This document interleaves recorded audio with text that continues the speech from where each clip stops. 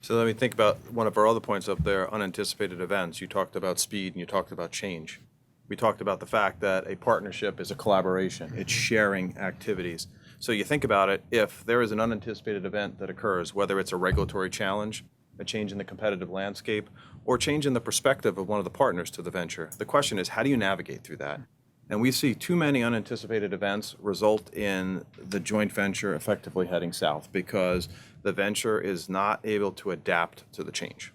So that's a critical issue that we've seen is... Yeah, and I think it jumps into trust, cultural differences, adaptability, and visibility, which was one of the points that's on the slide here, is understanding how to and measuring performance. And 2 or 3 participants in an alliance or a joint venture may have different views on what good performance is, what the key performance metrics are that they're most focused on. And it goes right back. We have a number of arrows here. We could almost have a circle because you're really looping back in through that trust cycle.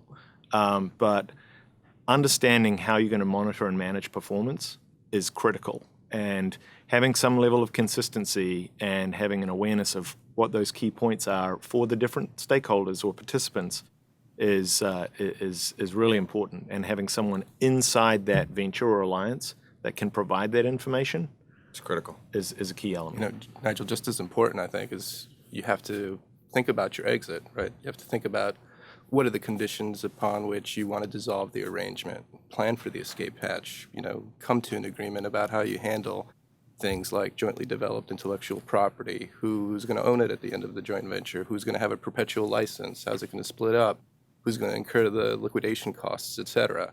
You know, no one likes to think about the end when you're getting into a marriage, but you should. Yeah, I think one of the comments, Curt, you made earlier when we were discussing before this presentation is that a lot of times the exit is unanticipated, right? But the issue is, do you have the right framework in place?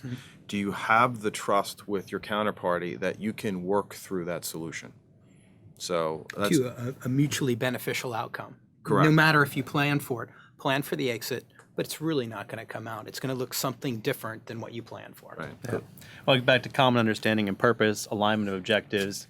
I think, Nigel, your point about speed was key, but I don't want people to take away that that means it takes longer.